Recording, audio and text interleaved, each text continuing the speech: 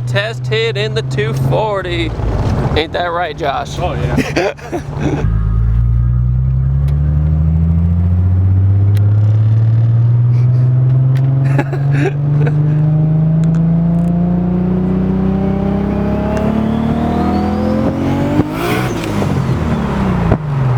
See my tire marks? Yeah? Yep. Still don't have traction. Alright, road trip in a 240. Ain't that right, Josh? Oh, yeah. So, Josh, would you like to tell people what the setup is in this lovely vehicle? Alrighty, well, this little guy, I've got a 93 240SX convertible. Which they didn't make many of. No, and not manual either, right? No, none of the 240 convertibles were manual. Not even one. Yeah, there were, I believe, a little over 3,000 total made.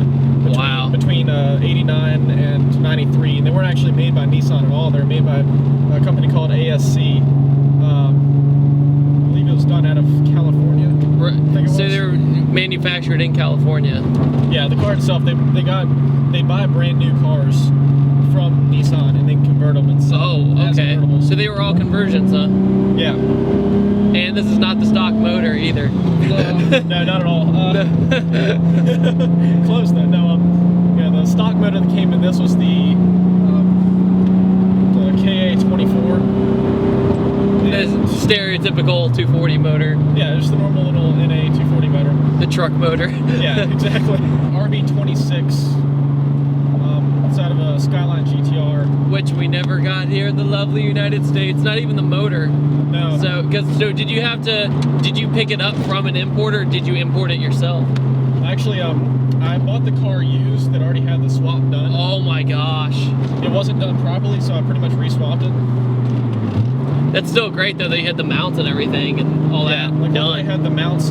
It came with a AEM Series 2 computer.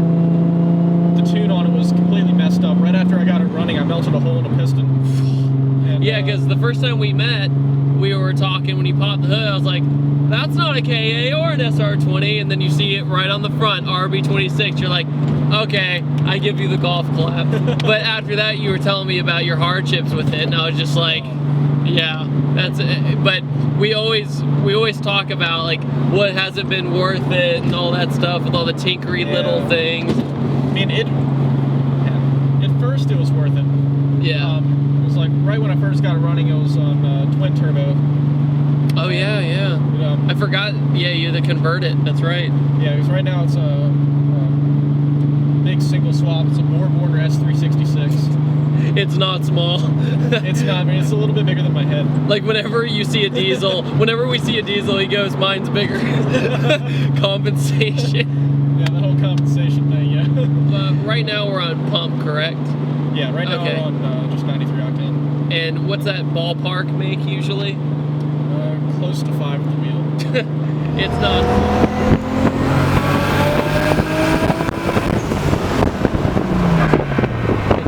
It's not slow. We're running the four what gears? It's a 410. 410s, yeah. So normally a pretty short gear in other kind of cars, but this is just reels away. Yeah, yeah. I like to think of it as like a slingshot. Like it kind of builds up, and then just goes. Well, absolutely. It's all kinds of fun. Oh yeah. It takes a little while to actually get going. I don't hit full boost till about $5,000. Yeah. But yeah, we did that test hit earlier this morning. It was like done spinning. Like it slowly builds, and then like from around 3,000 RPMs to 4,500.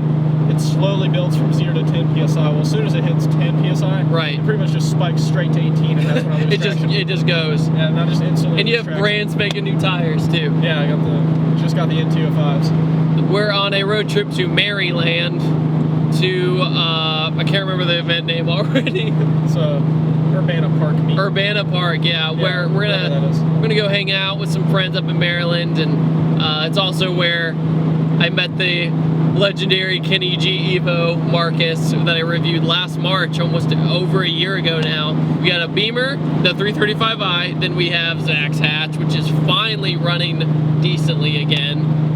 I have nightmares about that car running improperly because it happens so often. I love the turbo sound this car makes though. It's just like when you barely get in it, it's like.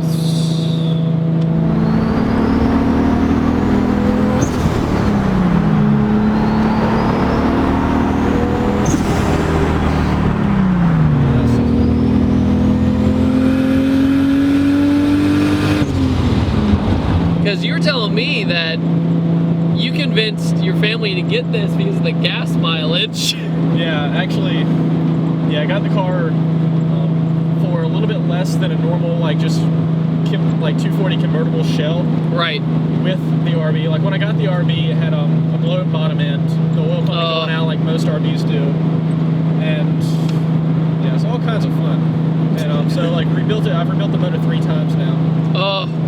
And yes, man. But now it's fully built. The first 2 times I built it were stock. So right when I got it, okay. Yeah, right when I got it, I had to build it. Melted a set of pistons. Put a new set in.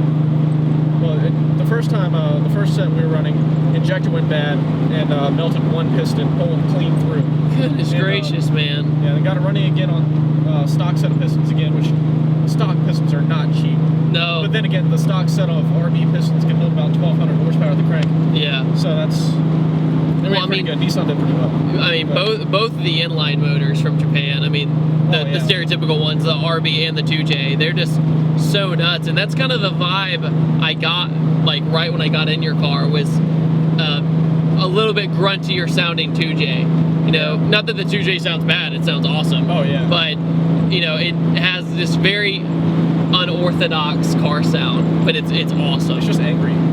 That's a perfect word. It's angry all the time. Even right now, it's like, when are we gonna gallop, you jerk? Yeah, it's just the entire time. It's like, please. It's like, I'm ready. Ready. So, do you plan on going to E85 anytime soon?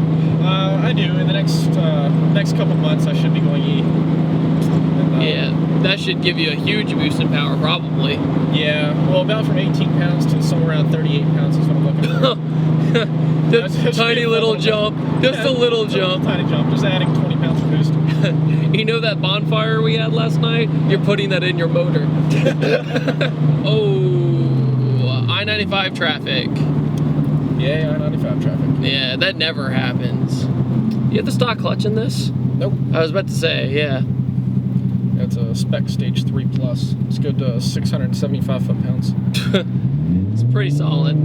Doesn't seem too bad to drive though. No, it's actually really nice. Yeah. That's why I asked, because you know a lot of aftermarket clutches, you're going bump, bump, bump, you know, rev it. Oh.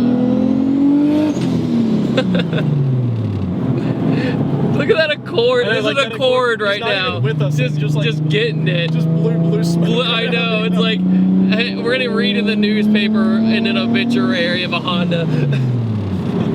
There's a Terminator. Where? Oh boy. Turning? Yeah, right there. Oh yeah. It's charcoal. It's gorgeous.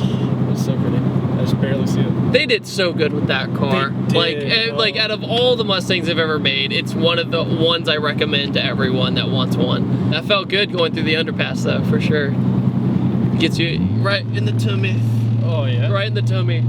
You're right around $2,000 it gets really droady. Yeah. But then it kind of evens out right when you get above it. It really likes 3,000 RPMs. That's like it just sounds so gorgeous. Yeah, well it's like happy. It's just like, don't be that guy. It's like, I want to be 8,000 RPMs right now, but I'm not. But we're not, yeah. Like Zach right now in his hatch, I can't imagine how loud that is right now. Because goodness. the last time I did this road trip was in that blue hatch in the back, and it was still open downpipe from the bottom. Now it's out the hood. It's so much louder. And not to mention, he's on the 85, and his gas mileage is just horrendous. So I won't be surprised if we have to stop at least once. Yeah. He claims that he won't have to, but he'll have to. He'll have to. For peace of mind purposes too, like not to push your luck. But we just passed King's Dominion, one of them amusement parks, and was it you yesterday that said you don't like roller coasters? Or was it? I love roller coasters. Yeah, I love them. It seems like with car people, it's like half and half. It is. Like, it really is. They're like, well, I have my own roller coaster. I like being in control. Well, Zach is deathly afraid of them. Like, deathly afraid. And I'm over here going, you want to do that 300-foot foot drop. He's like, yeah, okay. And your car was a pretty big hit at the last event we went to at Winterfest. Just like, yeah, I was gonna pull in, and they're like, yeah, all right, 240 convertible. That's neat. And then I pop. Yeah, it's like the heavens like gate open. Of like 30 people at all times. And the convertibles, how much are they, heavier or lighter? Or they're slightly heavier. I've done a little bit of weight reduction, but the motor itself weighs so much more. Yeah. Like my turbo weighs 40 pounds, the manifold weighs about 50. Oh, just the manifold. Yeah. Wow. Because you painted the car yourself. Yeah. You said it was 70 hours of prep work, I think. About 70 hours worth. And you just, you just enclosed it in an area and you did it. I took every single part off the car. Doors, trunk, bumpers, all of it. Did everything separately. Yep.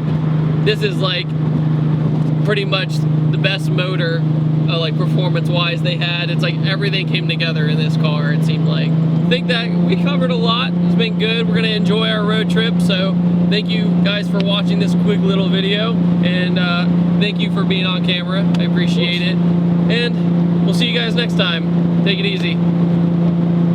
Vlog.